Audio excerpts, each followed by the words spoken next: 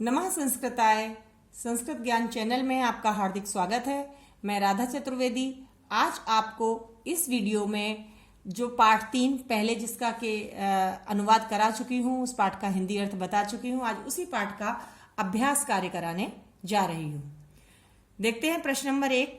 अधोलिखितानां प्रश्नानां उत्तराणि एक पदेन लिखत।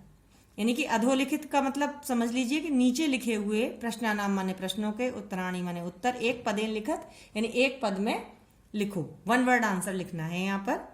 प्रश्न नंबर का है कुत्र डिजिटल इंडिया इत्यस्य चर्चा भवति। कुत्र माने कहाँ पर, डिजिटल इंडिया यानी आधुनिक भारत, इत्यस्य माने इसकी, चर्चा भवति माने होती है। कहाँ पर ये चर्चा होती है, आधुनिक भारत की चर्चा कहाँ पर होती है? उत्तर है संपूर्ण विश्व। पाठ को पढ़ा था उसमें आया था कि संपूर्ण विश्व में इस बात की चर्चा होती है, आधुनिक भारत की। प्रश्न नंबर खा देखते हैं। केन सह मानवस्य आवश्यकता परिवर्तते। किसके साथ मनुष्य की आवश्यकता बदल जाती है, परिवर्तित हो जाती है? इसका उत्तर है काल परिवर्तनेन। काल माने समय, समय के परिवर्तन के साथ साथ मनुष्य की आवश्यकताएं भी बदलती जा रही हैं। इसका एक उदाहरण भी मैं देना चाहूंगी बच्चों आपको कि जैसे कि आप अभी इस समय कोरोना काल चल रहा है, कोविड-19 का संकट चल रहा है। हम सब लोग स्कूल में रहकर पढ़ते थे, आराम से अपने दोस्तों के साथ मस्ती करते थे, लेकिन ये सब समय काल परिवर्तन के साथ, समय के अनुसार, ये महामारी के कारण इन सब में परिवर्तन हो गया। तो वही चीज है कि मनुष्य की आवश्यकता इसके साथ बदलती जाती है और आज हम ऑनलाइन एजुकेशन ग्रहण कर रहे हैं। प्रश्न नंबर 3 देख लेते हैं। आपणे वस्तूनाम क्रय समये केशाम अनिवार्यता न भविष्यति। आपणम माने होता है बाजार, आपड़े माने बाजार में, वस्तुनाम माने वस्तुओं के, क्रय समय खरीदते समय, केशाम माने किस चीज की, आवश्यकता न भविष्यति किसकी आवश्यकता नहीं होगी। इसका उत्तर है बच्चों रुप्यकाणाम यानी रुपयों की। अब आप सोचो बिना रुपयों के हम कोई चीज कैसे खरीदेंगे? रुपए, बिना रुपए के चीज हम ऐसे खरीद सकते हैं, हम उनको नगद नहीं देंगे, हम उनको डेबिट कार्ड के माध्यम से, पेटीएम के माध्यम से और आपका भीम ऐप के माध्यम से, इससे हम उनको पेमेंट कर सकते हैं। इसके बाद प्रश्न नंबर घ लिखा हुआ है कस्मिन उद्योगे वृक्षः उपयुज्यन्ते। यानी कस्मिन माने किस, उद्योग माने व्यापार में, वृक्षः माने वृक्षों का, उपयुज्यन्ते माने उपयोग किया जाता है। यानी किस व्यापार में वृक्षों का उपयोग किया जाता है। इसका उत्तर है करगदोद्योगे। 2 शब्द यहाँ पे मिले हुए हैं, करगद माने कागज और उद्योग माने उद्योग। अ और उ मिलके ओ की मात्रा आ रही है, ये मैं आगे आपको संधियां पढ़ाऊंगी उसमें बताऊंगी। करगदोद्योगे। अंगा नंबर का प्रश्न है अद्य सर्वाणि कार्याणि केन साधितानि भवन्ति। आज सभी कार्य किसके द्वारा पूरे होते हैं? इसका उत्तर है चल दूरभाष यंत्रेण। वही बच्चों जिससे कि आप पढ़ रहे हैं और मैं पढ़ा रही हूं, क्या है वो? चल दूरभाष यंत्रेण यानी हमारा मोबाइल। आप पढ़ रहे हैं और मैं आपको पढ़ा रही हूं। इसके बाद प्रश्न नंबर 2 है अद्योलिखितान प्रश्नान पूर्ण वाक्येन उत्तरत। इसका पूर्ण वाक्येन उत्तरत, चूंकि उत्तर लिखने में उसमें दिक्कत होती है बुक में, तो मैंने ये प्रश्न उत्तर लिख रखे हैं। प्रश्न नंबर का है हमारा प्राचीन काले विद्या कथम ग्रह्यते स्म। यानी प्राचीन समय में विद्या को कथम माने कैसे, ग्रह्यते माने ग्रहण किया जाता था। इसमें वहां लगाते हैं कि जहां लट लकार की क्रिया होती है और इसमें लगा देने से हमारी क्रिया भूतकाल की बन जाती है। तो प्राचीन समय में लोग विद्या कैसे ग्रहण करते थे, इसका उत्तर हमारा क्या है, आइए देखते हैं। प्राचीन काले विद्या श्रुति परंपरया ग्रह्यते स्म। यानी प्राचीन समय में विद्या जो थी, ज्ञान जो था, वो लोग कैसे, श्रुति परंपराया, सुनने के माध्यम से, सुनने की परंपरा से, श्रवण परंपरा से ग्रहण करते थे। ठीक है, जैसे कि गुरुजनों ने कुछ श्लोक बोले, कुछ मंत्र बोले, उनको बच्चों ने सुना और सुन करके याद किया, ऐसे वो लोग विद्या ग्रहण करते थे। प्रश्न नंबर खा देखते हैं क्या लिखा है। वृक्षाणाम कर्तनम कथम न्यूनताम यास्यति। यानी वृक्षों के काटने का जो कार्यक्रम है, जो क्रम है, वह कैसे कम होगा। न्यूनता माने कम, यास्यति माने होगा, कैसे कम होगा? तो इसका उत्तर है वृक्षाणाम कर्तनम संगणकस्य अधिकाधिक प्रयोगेण न्यूनताम यास्यति। यानी कि वृक्षों के काटने का जो क्रम है वो कम कब होगा, जब संगणक माने कंप्यूटर का अधिक से अधिक प्रयोग करेंगे। तो उसके द्वारा क्या होगा, जब हम कंप्यूटर का अधिक से अधिक प्रयोग करेंगे तो कागज की आवश्यकता कम पड़ेगी और जो वृक्षों की कटाई है उसका क्रम कम होगा, यानी पर्यावरण हमारा संरक्षित होगा। अगला प्रश्न है ग नंबर का जो प्रश्न है वह है चिकित्सालये कथम आवश्यकता अद्य न अनुभूयते। चिकित्सालय में किसकी आवश्यकता आज अनुभव नहीं की जा सकती है, कि किसकी आवश्यकता अधिक अनुभव नहीं की जा सकती। इसका उत्तर क्या है, चिकित्सालय माने चिकित्सालय में, अस्पताल में, रुप्यकस्य माने रुपयों की आवश्यकता अद्य न अनुभूयते, यानी आज अगर आपके पास नगद पैसा नहीं है और आप हॉस्पिटल में इलाज कराने जाते हो और आपके पास debit card, credit card, Paytm ये सब चीजें होती हैं तो आप इनके द्वारा वहां भुगतान कर सकते हो। प्रश्न नंबर घ है वयम कस्याम दिशि अग्रे सरामः, हम किस दिशा में आगे की ओर बढ़ रहे हैं। इसका उत्तर है वयम डिजी भारतम इति दिशि अग्रे सरामः, यानी हम, वयम माने हम सब, डिजी भारतम यानी आधुनिक भारत, डिजिटल भारत, इति दिशि माने इस दिशा में, अग्रे सरामः माने आगे की ओर बढ़ रहे हैं। इसी का अगला और अंतिम प्रश्न है पूर्ण वाक्यन का, वस्त्र पुटके केशाम आवश्यकता न भविष्यति, यानी कि वस्त्र पुटके का अर्थ बताया था जब शब्दार्थ पढ़े थे तब उसका अर्थ था जेब में, यानी कि जेब में किसकी आवश्यकता नहीं होगी, यानी जेब में हम क्या चीज ना रखें और हम बाजार जाए सब कुछ खरीद लाएं, ऐसी कौन सी चीज होगी। तो उसमें लिखा है कि वस्त्र पुटके रूप्यकाणाम आवश्यकता न भविष्यति, यानी कि जेब में रुपए रखने की आवश्यकता नहीं होगी। हम अपना मोबाइल लेके चलेंगे तो मोबाइल बैंकिंग के द्वारा, इंटरनेट बैंकिंग के द्वारा हम अपने सारे कार्यों को संपन्न कर सकते हैं। प्रश्न नंबर 3 है हमारा, रेखांकित पदान अधिकृत्य प्रश्न निर्माणम कुरुत, यानी कि रेखांकित अंडरलाइन जो पद हैं उनको आधार बना करके प्रश्न निर्माण करना है। प्रश्न का देखिए क्या लिखा है, भोजपत्रो उपरि लेखनम आरब्धम। अब हमें इसमें लिखा है कि भोजपत्र के ऊपर लेखन कार्य प्रारंभ किया गया, तो अब हमें प्रश्न बनाना, तो भोजपत्र के ऊपर क्या लिखना, क्या प्रारंभ किया गया, तो उत्तर आ जाता है लेखनम। तो लेखनम चूंकि नपुंसक लेंगे तो हम इसका प्रश्न निर्माण करते समय लेखनम की जगह लिख देंगे किम। प्रश्न नंबर ख देखते हैं, लेखनार्थम कर्गदस्य आवश्यकतायाः अनुभूति ही न भविष्यति, यानी कि लिखने के लिए कागज की आवश्यकता का अनुभव नहीं होगा।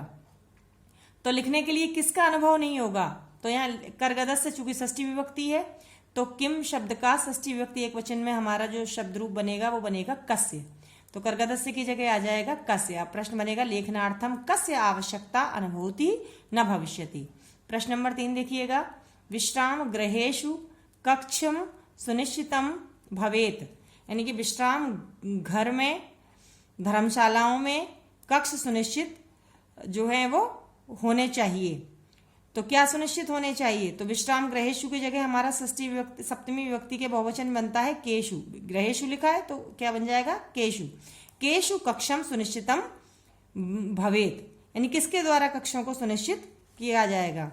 प्रश्न नंबर घ देखिए, सर्वाणि पत्राणि चल दूरभाष यंत्रे सुरक्षितानि भवन्ति, यानी सभी पत्र चल दूरभाष यंत्र यानी मोबाइल में सुरक्षितानि भवन्ति माने सुरक्षित होते हैं।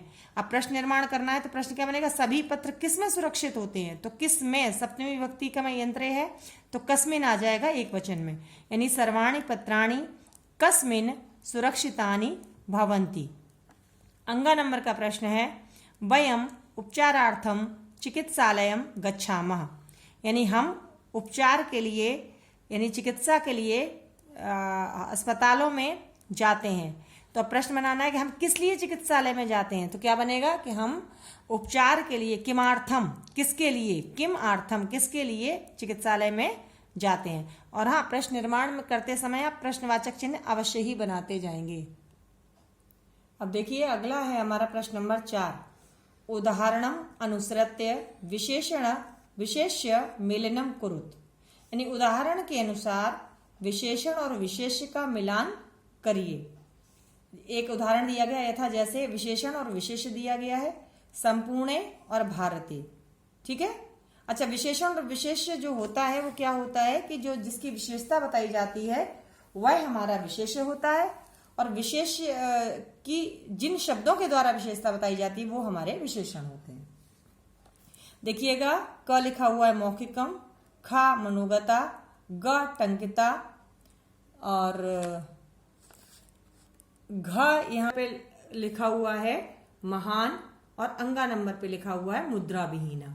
अब ये शब्द है, मैं इनका किनके साथ मिलान करना है। शब्द लिखे हुए हैं, एक नंबर पे ज्ञानम, उपकारः, भावः, विनिमयः, और ये जो कार्याणि लिखा है ये गलत था, इसलिए मैंने यहाँ पे सामग्री इसका आपका पाठ के अनुसार सही होगा। ठीक है। अब मौखिकम शब्द लिखा है, मौखिकम का क्या हो जाएगा विशेष, ज्ञानम, यानी कि ज्ञान की विशेषता बता रहे कि ज्ञान कैसा, मौखिक ज्ञान। ठीक है, तो इसका इसी से मिलान हो जाएगा क से। मनोगतः, मन में उठने वाले क्या होते हैं, भावः, इसका ख नंबर से मिलान हो जाएगा। ग नंबर पे लिखा हुआ है टंकिता, तो टंकिता जो शब्द था, टंकित क्या थी, सामग्री, यानी जो लेखन सामग्री थी वो टंकित थी, तो उसका मिलान हमारा ग से हो गया। ये अगला है हमारा घ नंबर महान, तो घ नंबर का जो हमारा महान था उस शब्द के साथ क्या मैच करेगा, उपकारः, यानी महान उपकारः। और अंतिम है हमारा मुद्रा विहीना, क्या हो जाएगा, विनिमय, यानी कि वस्तु विनिमय जो होता है, चीजों का लेना देना, वो बिना पैसे के हम विनिमय कर सकते हैं।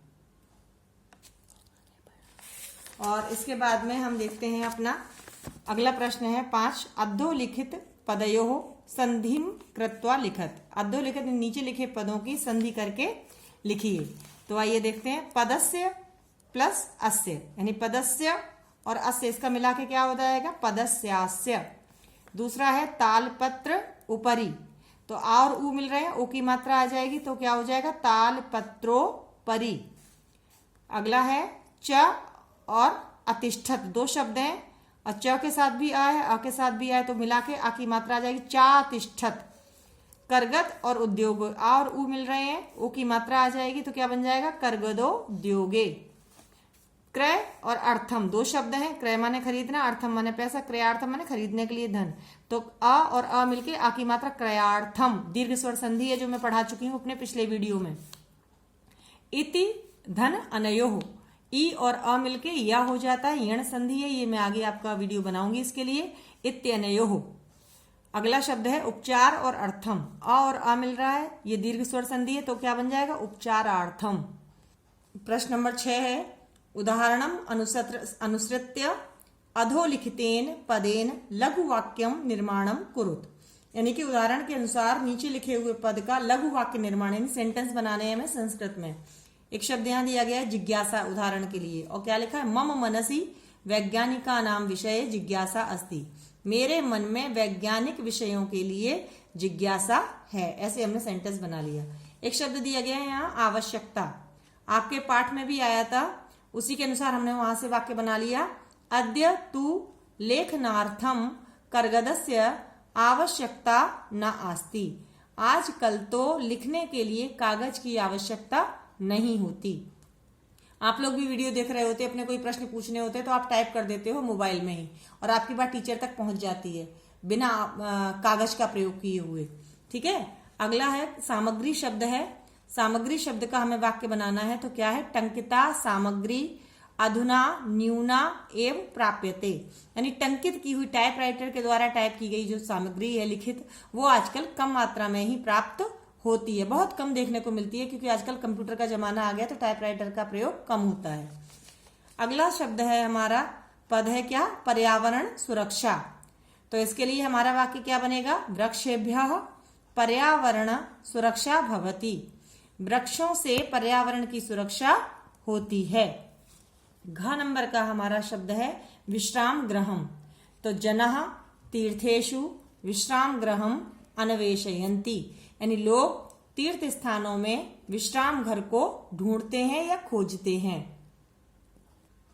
प्रश्न नंबर 7 है हमारा, उदाहरणम अनुसारम कोष्ठक प्रदत्तेषु पदेषु चतुर्थी प्रयोज्य रिक्त स्थान पूर्ति कुरुत, यानी कि उदाहरण के अनुसार कोष्ठक, ये रहा कोष्ठक ब्रैकेट, कोष्ठक में दिए गए पदों में चतुर्थी विभक्ति का प्रयोग करते हुए रिक्त स्थानों की पूर्ति करिए। एक उदाहरण दिया गया यथा, भिक्षुक शब्द दिया गया था कोष्ठक में, और चतुर्थी विभक्ति लगानी थी भिक्षुक में, क्या बन गया, भिक्षुकाय धनम ददातु, भिक्षुक को धन दो, भिखारी को धन दो।